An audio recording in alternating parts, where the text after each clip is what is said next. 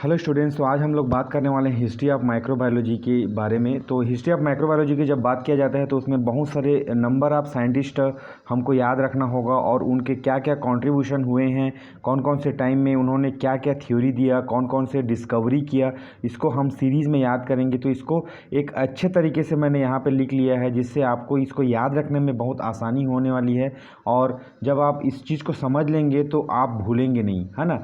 तो इससे चलो शुरू करते हैं। History of microbiology. तो पहला है लुईस पास्चर। इनके नाम के बिना हम हिस्ट्री की कल्पना भी नहीं कर सकते, है ना। तो लुईस पास्चर में एल जो वर्ड है, एल, लुईस, LOUIS। तो लुईस से लिक्विड मीडिया, इन्होंने लिक्विड मीडिया के बारे में बताया। हम जो बहुत सारे न्यूट्रिएंट मीडिया के बारे में पढ़ते हैं ना, liquid media, solid media, semi solid media, उसमें लिक्विड मीडिया लुईस पास्चर के द्वारा बताया गया था। उसके बाद पास्चर स्टार्ट होता है पी से। सो पास्चराइजेशन ऑफ मिल्क, जब मिल्क को हम सेफ रखने के लिए, स्पॉइलेज से बचाने के लिए जब उसको पास्चराइजेशन करते हैं 65 डिग्री सेंटीग्रेड पर 30 मिनट के लिए गर्म करते हैं। और फिर शॉर्ट टर्म पास्चराइजेशन होता है जिसमें 100 डिग्री से ऊपर कुछ सेकंड के लिए गर्म करते हैं ताकि लैक्टोबैसिलस की संख्या कम हो सके और मिल्क बहुत टाइम तक सेफ रह सके, है ना। पास्चर इंस्टीट्यूट जो कि पेरिस में है, जो इनके नाम पे रखा गया था, जहाँ पे, है ना, बिकॉज ऑफ हिज कंट्रीब्यूशन। उसके बाद Louis Pasteur is also known as father of microbiology. Very very important. Father of microbiology कौन है बोलने से? लुईस पास्चर, है ना। उसके बाद इसी एफ से, यहाँ पे पी 2 से हो गया, फिर एफ सीरीज से चालू कर रहे हैं हम लोग। Father of microbiology, fermentation principle, ठीक है। जो भी माइक्रो ऑर्गेनिज्म के द्वारा फर्मेंटेशन प्रोसेस होता है to produce different types of antibiotic, to produce different types of cheese, yogurt, curd और बहुत सारे the biological products, vaccine, sera, जो भी मतलब इन फार्मास्यूटिकल इंडस्ट्री और in the different other food industry microorganism का हेल्प लिया जाता है। तो fermentation, microorganism fermentation process को करते हैं जिससे चीज़ें कन्वर्ट होती हैं। जो इस चीज़ के बारे में, इस प्रिंसिपल के बारे में पहले लुईस पास्चर नहीं बताया था, तो आज हम लोग इसको डिफरेंट इंडस्ट्री में यूज़ कर पाते हैं। उसके बाद autoclave and hot air oven, दोनों चीज़ साथ में आते हैं क्योंकि ऑटोक्लेव मॉइस्ट हीट स्टेरिलाइजेशन का इक्विपमेंट है, hot air oven dry heat sterilization का इक्विपमेंट है। इन दोनों के बारे में ही लुईस पास्चर ने हमको बताया था। उसके बाद हम दो चीज़ यहाँ पे पढ़ लेंगे, जर्म थ्योरी और अबायोजेनेसिस थ्योरी। जर्म थ्योरी को इन्होंने इस्टेब्लिश किया था, इन्होंने बताया था कि जर्म थ्योरी ऐसा होता है, वैसा होता है, ठीक है। उसके बाद इसको डिसअप्रूव किया था एबायोजेनेसिस थ्योरी को। तो ये थ्योरी याद रख सकते हैं, ठीक है। उसके बाद कार याद रख लेना, कार, CAR, राइट। सो इस कार को जब हम लोग याद कर लेंगे ऐसे, ठीक है, जैसे भी आपको सिंबल है, तो ये car C for cholera, A for anthrax and R for rabies, ये तीनों वैक्सीन के बारे को इन्होंने डेवलप किया था, इन्होंने बताया था, ठीक है। तो इस तरह से आप इसको अच्छी तरीके से याद कर पाएंगे। 2P pasteurization of milk, Pasteur institute of Paris. 2F father of microbiology, fermentation principle. 2 equipment जो स्टेरिलाइजेशन में यूज होता है, autoclave and hot air oven.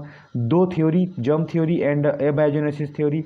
CAR, car, cholera, anthrax, rabies vaccine, है ना। L for liquid media. इतना चीज़ को आप कोट कर लिए तो आपको लुईस पास्चर के बारे में एक पेज आराम से लिख पाएंगे। दूसरा बात आता है रॉबर्ट कोच, ठीक है। रॉबर्ट कोच भी बहुत ही इंपॉर्टेंट नाम है हिस्ट्री ऑफ माइक्रोबायोलॉजी में। इनको फादर ऑफ मॉडर्न माइक्रोबायोलॉजी कहा जाता है। लाइक लुईस पास्चर को फादर ऑफ माइक्रोबायोलॉजी बोल रहे थे हम, इनको फादर ऑफ मॉडर्न माइक्रोबायोलॉजी कहा जाता है। इसमें भी हम 2K 3C1H ऐसे हमको इसको डिवाइड कर लिया है। K फॉर कॉस्ट पॉस्टुलेट्स, इसमें भी नंबर ऑफ थ्योरीज है कि कॉस्ट पॉस्टुलेट में क्या क्या है, उसको एक बार आप देख सकते हैं। कॉट्स बैसिली, ये एक तरह का रॉड शेप्ड बैक्टीरिया होता है जो ट्यूबरकुलोसिस नाम की एक डिसीज़ को जन्म देता है ना। कोलेरा बैसिली, है ना। सो सी से स्टार्ट जब करेंगे हम तो कोलेरा बैसिली, ये भी बैक्टीरिया है, कोलेरा को मतलब it cause cholera. Then C for culture media, solid culture media. जैसे लुईस पास्चर ने लिक्विड कल्चर मीडिया डेवलप किया था ना, वैसे ही रॉबर्ट कोच ने सॉलिड कल्चर मीडिया का थ्योरी दिया था, डेवलप किया था। उसके बाद एक और C से हम कलर ले सकते हैं। कलर मतलब एनिलीन डाई, एक तरह का स्टेनिंग डाई होता है जिसको हम यूज़ करते हैं स्टेनिंग के दौरान। तो ये कलर के बारे में भी उन्होंने बताया था। और H for hanging drop motility, that very important, कि इसमें हम बैक्टीरिया के मूवमेंट को ऑब्जर्व कर पाते हैं। एक स्लाइड में जब ड्रॉप, माइक्रोबियल सैंपल का ड्रॉप डाल के माइक्रोस्कोप के अंदर ऑब्जर्व करते हैं तो उस ड्रॉप में बैक्टीरिया किस तरह से मूव कर रहे हैं, वो अपने नेचुरल हैबिटेट में कौन सा मूविंग पैटर्न अपनाते हैं, इसके बारे में हम जान पाते हैं और आज भी ये प्रैक्टिकल में है, ठीक है। उसके बाद थर्ड है पॉल इरलिच, ठीक है। यहाँ पे H साइलेंट रहेगा। सो इरलिचिया एक जो उनका थ्योरी है वो इनके द्वारा दिया गया था। इनको भी बोला जाता है फादर ऑफ कीमोथेरेपी, राइट। तो हर साइंटिस्ट में मेन फादर लोगों को मैंने पहले रख लिया है यहाँ पे, फादर ऑफ कीमोथेरेपी। एंड इन्होंने बताया था एसिड फास्ट स्टेनिंग, जो हमारे प्रैक्टिकल में है, after gram staining we are going to do. तो ये एसिड फास्ट स्टेनिंग के बारे में उन्होंने बताया था कि उसमें मिथिलीन ब्लू यूज़ करते हैं, एसिड एल्कोहल यूज़ करते हैं, और एक लास्ट में कार्बन फोर्सिन यूज़ करते हैं। तो उससे हम एसिड फास्ट और नॉन एसिड फास्ट बैक्टीरिया को सेपरेट कर पाते हैं। इस चीज़ के बारे में इन्होंने फर्स्ट बताया था। इन्होंने और एक चीज़ बताया था, standardized toxin and anti toxins, right. जो भी टॉक्सिन्स होते हैं, जो भी है ना, उसके बारे में, और उनके लिए कौन कौन से एंटी टॉक्सिन्स हो सकते हैं, इसके बारे में इनके द्वारा हमको पता चला। उसके बाद एक और बहुत ही इंपॉर्टेंट नाम आता है हिस्ट्री ऑफ माइक्रोबायोलॉजी में, वो है एंटोनी वैन लीवेनहुक्स, ठीक है। सो लीवेनहुक्स ने ही पहले लाइट माइक्रोस्कोप के बारे में खोजा कि किसी भी छोटे से छोटे ऑर्गेनिज्म को हम कैसे देख पाएंगे। वो एक ग्लास पीस से जब किसी झील के पानी को देखे तो वो बड़ा दिखने लगा, तो उनको एक आइडिया आया कि हाँ ऐसा माइक्रोस्कोप और ऐसा लेंस बनाया जा सकता है जिससे हम चीज़ों को इनलार्ज करके या जूम करके देख पाएंगे। इसीलिए इनको फादर ऑफ माइक्रोस्कोपी कहा जाता है, ठीक है, फादर ऑफ माइक्रोस्कोपी। ये भी बहुत इंपॉर्टेंट है जो हमको जानना चाहिए। उसके बाद उन्होंने और 2-3 थ्योरी दिया था, little animalcules and all other things, right. तो इसके बाद आप देख पाएंगे यहाँ पे और कुछ नाम हम मेंशन कर सकते हैं। तो 5th नंबर में we can see that smallpox vaccine which was Edward Jenner, very important name. He developed smallpox vaccine, ठीक है।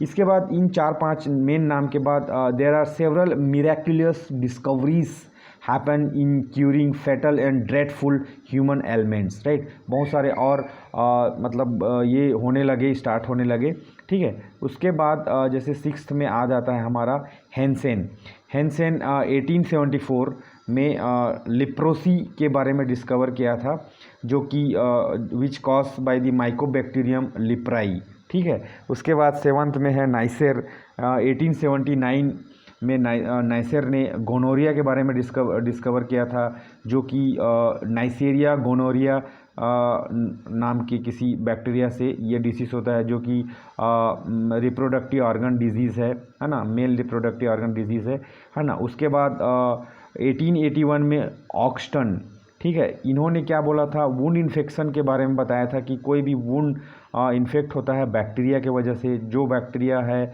Staphylococcus aureus. तो ये बैक्टीरिया अगर वुंड में है तो वुंड की हीलिंग बहुत स्लो होगी, या फिर वुंड बढ़ते जाएगा और उसमें पस फॉर्मेशन होगा और हीलिंग नहीं होगा। तो जब हम माइक्रो ऑर्गेनिज्म के बारे में जानने लगे कि हाँ wound can be infected by this particular microorganism, then we started having the antimicrobial और antibacterial also from that time onwards, right. पहले इसीलिए कॉज को पहले जानना जरूरी था। तो इनका जो योगदान है ये बहुत ज़्यादा अच्छा है, नहीं तो बहुत मुश्किल हुआ करता था। निकोलैर इन 1885, टीटेनस, क्लोस्ट्रीडियम टीटेनाई, ठीक है। तो इनको ये बहुत फेमस नेम से इनको याद रख सकते हैं हम लोग। देन कीटासाटो येसिन 1894 प्लग के बारे में बताया था, ये अर्सेनिया प्लेस्टीर, ठीक है। उसके बाद सीगा ने 1898 में डायसेंट्री के बारे में बताया, जो कि सेजिला डायसेंट्रिया से डायसेंट्री होता है इस बैक्टीरिया से, है ना। उसके बाद चाउडीन हॉफमान ने 1905 में साइफिलिस के बारे में बताया, जो कि ट्रिपोनोमा पैलिडम है। साइफिलिस एक ऐसा डिजीज़ है जो भी again male reproductive organ disease है, पेनिस में इन्फेक्शन हो जाता है ना। तो देन 7th में 13 नंबर में हम देख सकते हैं बॉर्डेट, देन जेनगोउ 1906 में हुपिंग कफ के बारे में बताया था, जो कि बॉर्डीटेला परटूसिस नाम के माइक्रो ऑर्गेनिज्म से होता है। Rickets 1909, then Rocky Mountain stopped fever जिससे होता है, जो कि रिकेट्सिया रिकेट्सी नामक माइक्रोब से ये होता है। तो इसके बाद और भी बहुत सारे discoveries, important discoveries pharmaceutical microbiology में हुआ, जिसको हम मेंशन कर पाएंगे। है ना। Alexander Fleming, very famous name, he discovered penicillin, everybody knows, whole world knows, right. So penicillin is also one of the very good antibiotic, beta lactam antibiotic which still we are using and in huge amount, right. So that was the very good discovery at that time. Joseph Lister, इन्होंने क्या बोला था, lactic fermentation of milk के बारे में बताया था, और at the same time he given also antisepsis theory के बारे में भी दुनिया को बताया। उसके बाद आता है रॉबर्ट हुक। हम लोग रॉबर्ट कोच पढ़े हैं, रॉबर्ट हुक ने भी एक ऑब्जर्वेशन किया था जिसमें स्ट्रेंड ऑफ फंजाइस के बारे में, डिफरेंट टाइप्स ऑफ फंगी के बारे में उन्होंने बताया कि बैक्टीरिया के अलावा फंगी भी होता है जो कि अलग तरह का माइक्रो ऑर्गेनिज्म है और वो उसका इन्फेक्शन भी अलग टाइप का होता है, ठीक है। Roger Bacon, he told about disease is caused by invisible creature.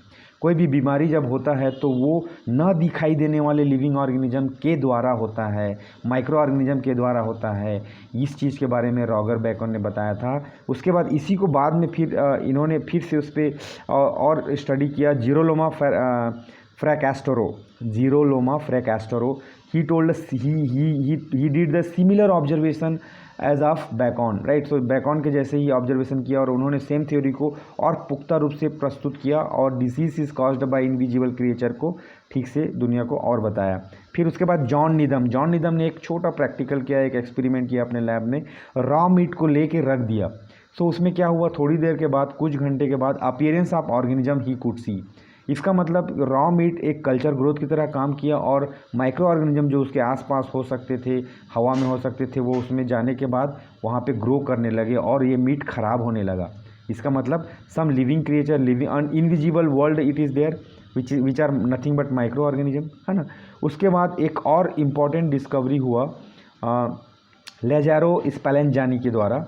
इन्होंने क्या किया, बीफ ब्रोथ जो होता है, बीफ जनरली मीट होता है, उस ब्रोथ को सील कर दिया और उसको हीट किया।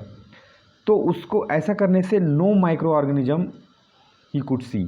तो क्या होता, बीफ जनरली, यहाँ पे जॉन निदम ने उसको खुला छोड़ दिया तो उसमें माइक्रोब डेवलप हो गए, लेकिन हीट कर दिया तो जो ब्रोथ में अगर माइक्रोब्स रहे होंगे वो मर गए, और ऊपर से इसको सील कर दिया तो दूसरे माइक्रोब्स नहीं आ पाए। तो यहाँ से स्टेरिलाइजेशन थ्योरी का जन्म हुआ और then we started having different techniques of sterilization, and nowadays we are able to eliminate or inhibit the growth of microorganism.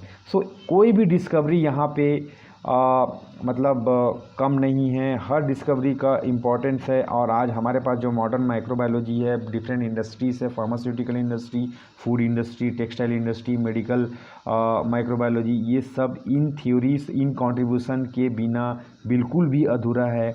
तो जब आप हिस्ट्री ऑफ माइक्रोबायोलॉजी, ये एग्ज़ाम में पूछा गया था, write the milestone of microbiology, pharmaceutical microbiology और explain the different stage of history of microbiology, तो आप यहाँ पे हम लोगों ने टोटल 21 साइंटिस्ट के नाम हम लोगों ने डिस्कस किया विद देयर कंट्रीब्यूशन। सो इसमें कम से कम आपको 10 से 15 तो याद रखना ही पड़ेगा, ठीक है। इसलिए मैंने बहुत सारे चीज़ों को लिस्ट आउट किया है जो कम से कम 10 आपको याद रखना ही पड़ेगा। और उसमें से you should not leave Louis Pasteur, Robert Koch, Leeuwenhoek, है ना, जो भी father of microbiology, father of modern microbiology, father of microscopy, ये इंपॉर्टेंट नाम को तो पहले फोकस में रखना है। When you are starting your answering, you should write about this all contributions, you should write about Robert Koch contribution. इसीलिए इसको शॉर्ट तरीके से, अच्छे तरीके से इसको लिख लिया गया है ताकि आपको याद रखने में ईजी होगा।